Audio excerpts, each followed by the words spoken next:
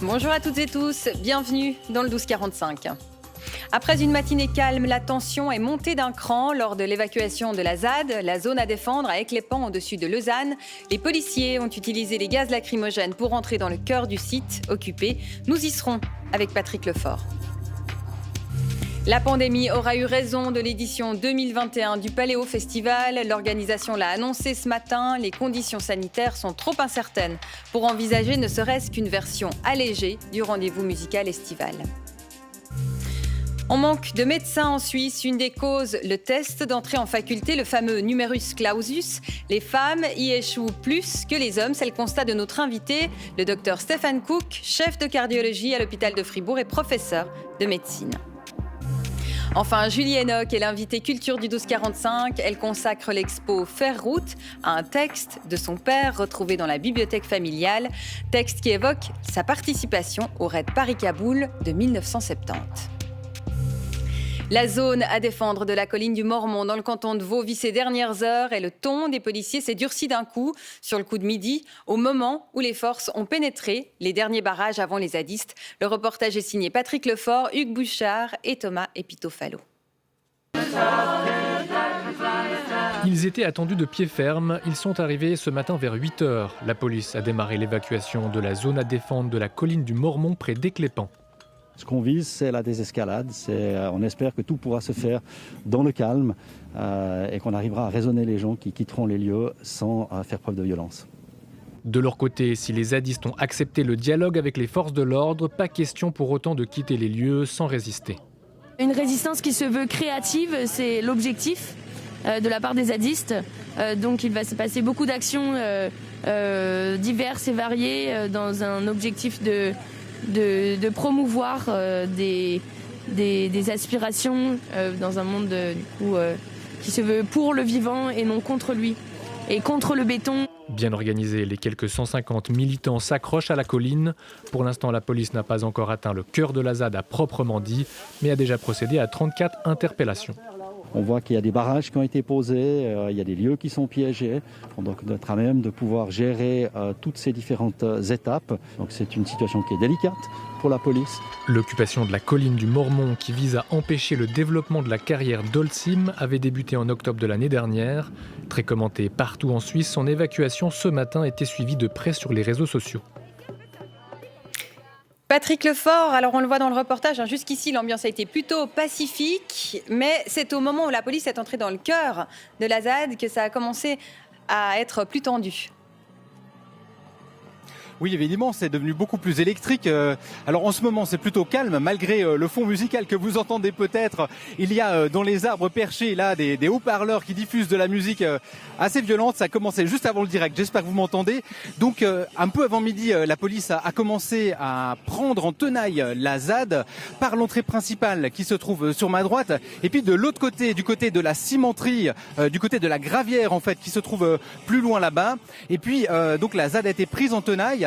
De ce côté-ci, ça s'est passé assez pacifiquement. Il y a eu des jets d'excréments, m'a-t-on dit, de peinture, mais la police n'a pas dû intervenir par des moyens de contrainte. Par contre, de l'autre côté, elle a reçu des jets de pierre, et alors la police a dû répliquer, m'a-t-on dit, avec des gaz lacrymogènes et des balles en caoutchouc. Patrick Donc en ce moment, on a un petit moment... Oui, Claire ? Oui, pardon, c'était pour vous rassurer. On vous entend bien, mais alors justement, ça va encore durer, ces opérations. C'est pas fini.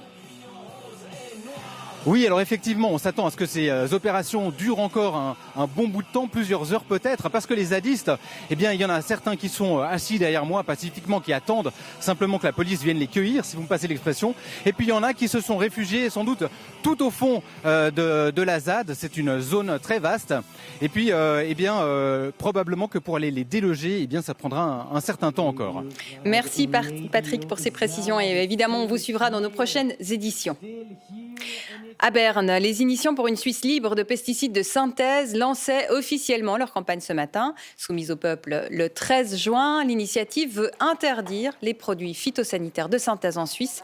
L'agriculture est directement concernée, mais les entreprises de transformation alimentaire également. Il ne leur serait plus possible d'importer des denrées produites avec l'aide de pesticides. Les milieux agricoles traditionnels rejettent cette initiative qu'ils jugent trop extrême. Cette fois, c'est officiel, Paléo jette l'éponge au vu des nombreuses incertitudes liées à la crise sanitaire. Le festival, même sous une forme réduite, ne pourra pas avoir lieu cet été.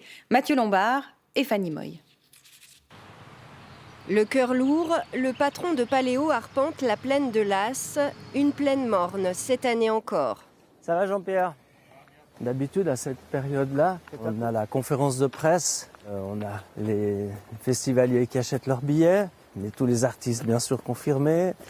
Et puis tout d'un coup, là, au lieu de cette frénésie très motivante en fait, avec plein d'adrénaline positive, la place, voilà. Même sous sa forme réduite à 5000 personnes sur plusieurs semaines, le festival ne pourra pas avoir lieu. À 100 jours de l'événement, les risques sont trop grands. Alors Paléo s'est trouvé face à de multiples incertitudes, notamment par rapport à la présence des artistes, est-ce qu'ils allaient être disponibles, mais aussi par rapport à la capacité d'accueil. Est-ce qu'on pourrait avoir 5000 personnes sur un même site? Par rapport aux conditions d'une aide des autorités en cas d'annulation décidée par les mêmes autorités. Est-ce que les gens ont envie de venir manifester avec nous? Tous les billets achetés restent valables pour la prochaine édition en juillet 2022, mais l'été s'annonce d'ores et déjà meurtrier pour la majorité des festivals en Suisse. Plus d'une vingtaine ont déjà annoncé qu'ils jetaient l'éponge, dont le Gurten et le Caribana. En Suisse, on manque de médecins et particulièrement le canton de Fribourg. Selon ces chiffres de 2018, il compte 359 habitants par praticien contre 228 à l'échelle nationale. Selon notre invité, en cause, ce serait le test d'entrée en faculté. Bonjour, Dr Cook. Bonjour Madame Burgui. Donc effectivement, nous avons noté en analysant la pénurie de médecins que nous avons dans le canton que le test d'aptitude, qui est ce test qui suit la maturité pour les candidats à la médecine, comportait des faiblesses. Une des faiblesses qui est déjà identifiée depuis de nombreuses années, c'est que les candidats francophones sont prétérités.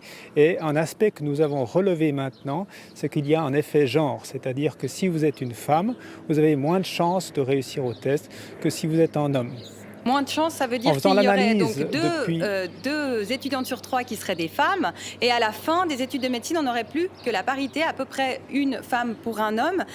Qu'est-ce qui discrimine à ce point les femmes alors dans ce test, ce numerus clausus ? Donc en fait, moi je ne suis pas un spécialiste des tests psychologiques. Le test d'aptitude, c'est un test psychologique, mais ce qu'on sait des psychologues, c'est qu'en fait, on n'a pas le même type d'intelligence. L'intelligence, elle est genrée. Donc vous, par exemple, vous avez une meilleure fluence que moi, verbale, une mémorisation, une meilleure spatialisation. Par contre, les hommes ont plus de compétences mathématiques. Et ce test a été fait dans les années 80 pour sélectionner des candidats à la médecine en Allemagne. Et principalement, dans les années 80, le genre des médecins, c'était des hommes.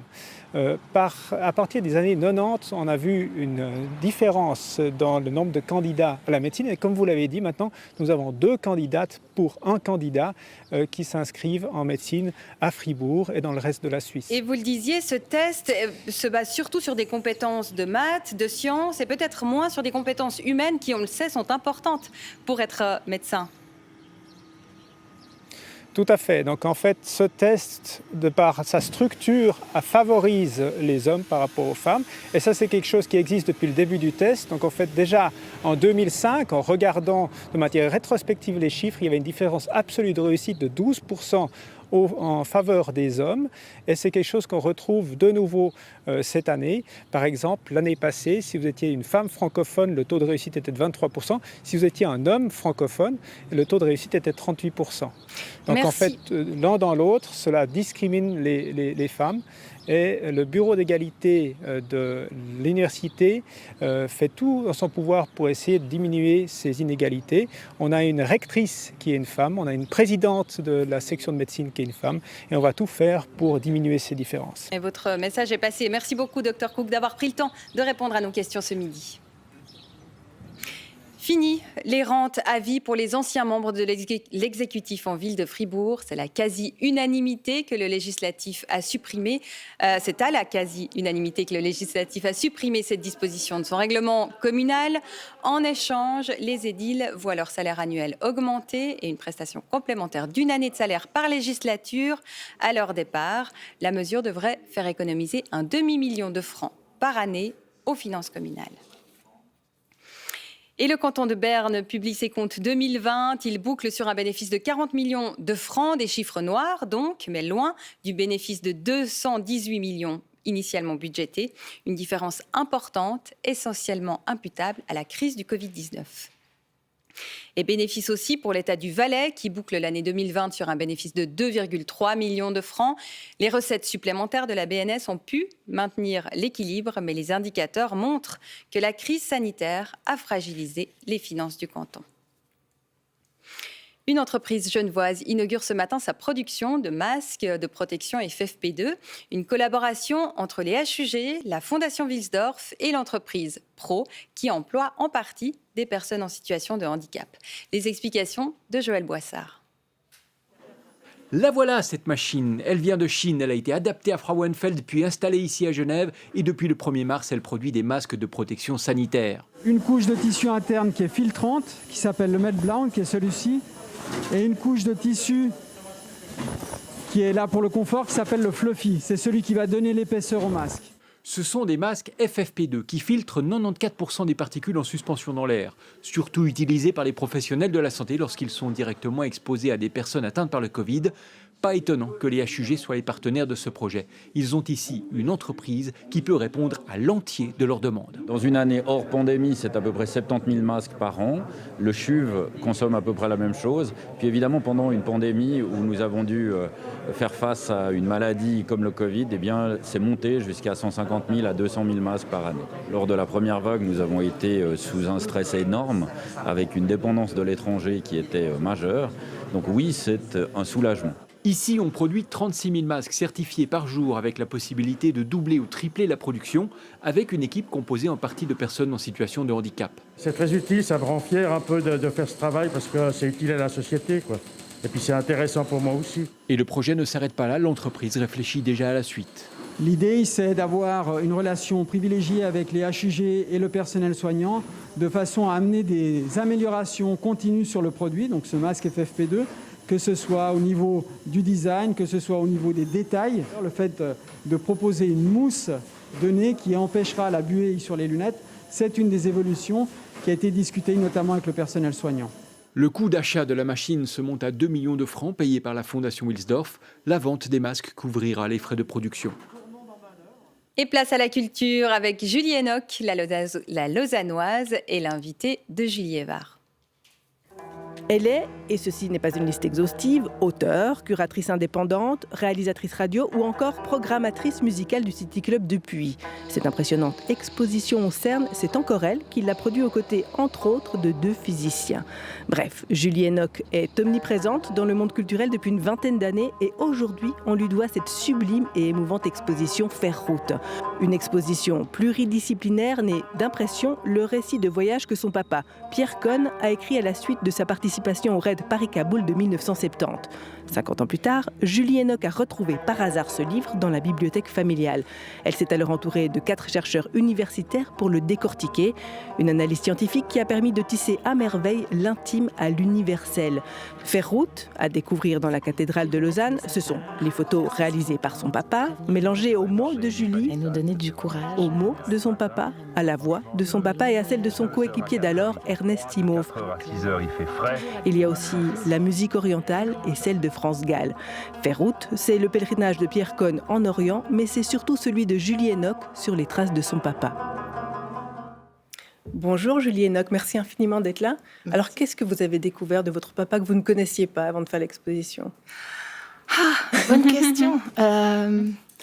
J'ai pas découvert, j'ai précisé des choses que je sentais un peu, c'est-à-dire ce côté toujours partagé entre être ici et ailleurs, grand voyageur, mais en même temps petite bourgeoisie helvétique. Ça a précisé plutôt des choses sur moi, en fait, d'où je sors et d'où mes sœurs et ma famille sortent.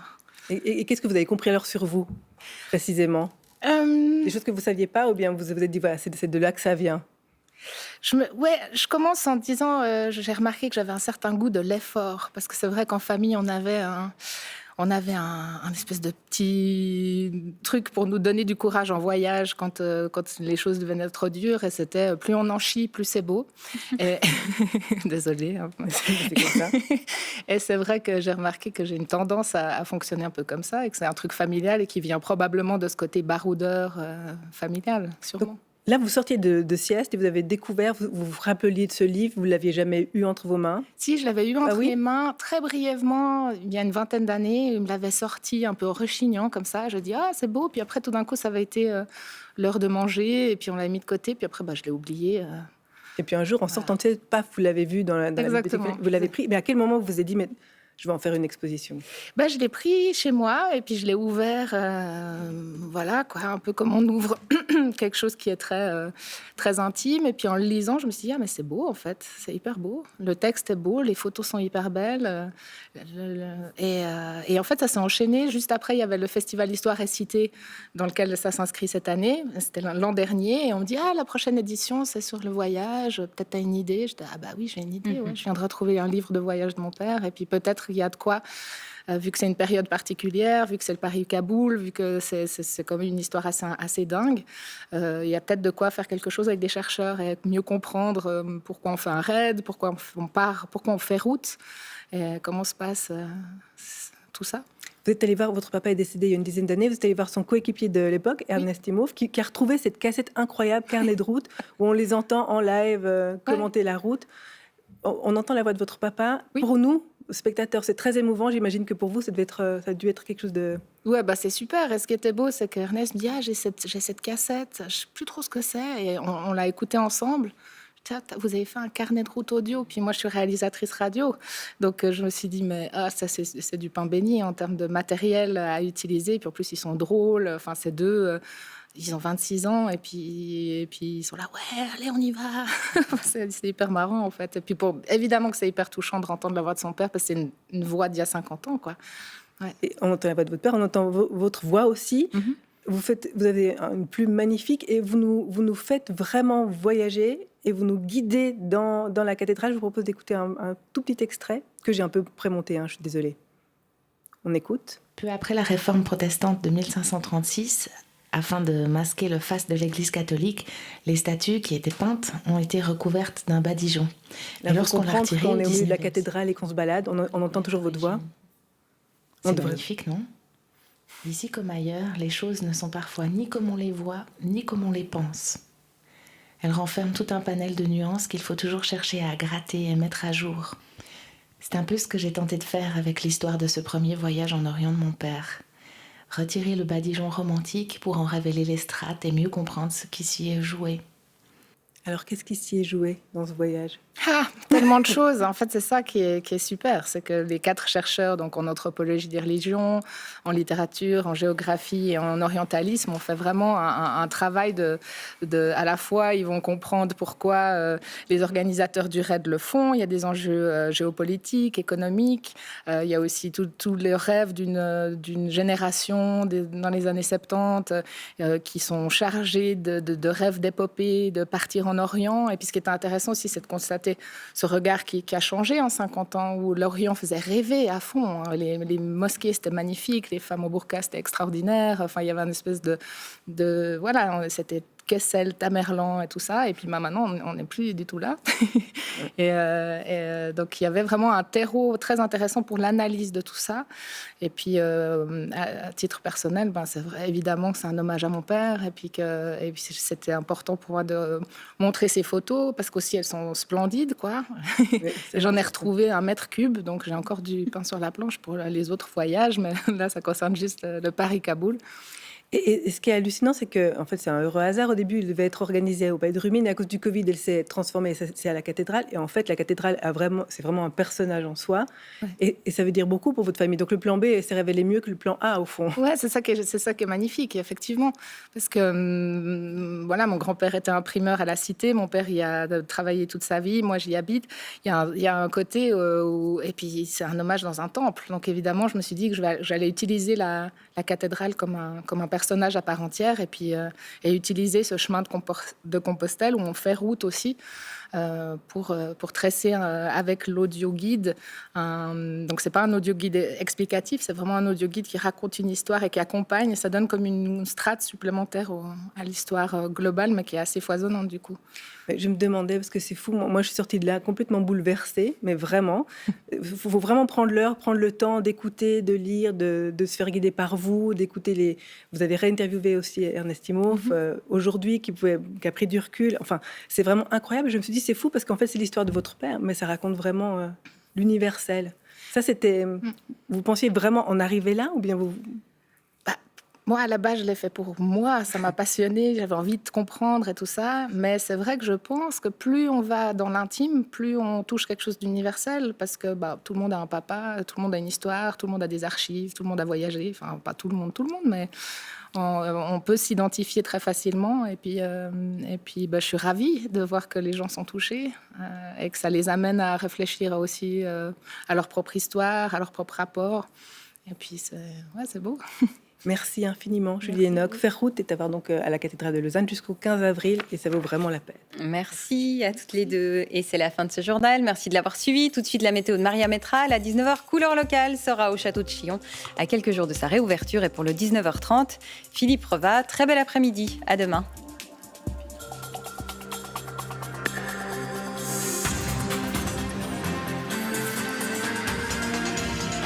Suivez l'information en continu sur RTS Info.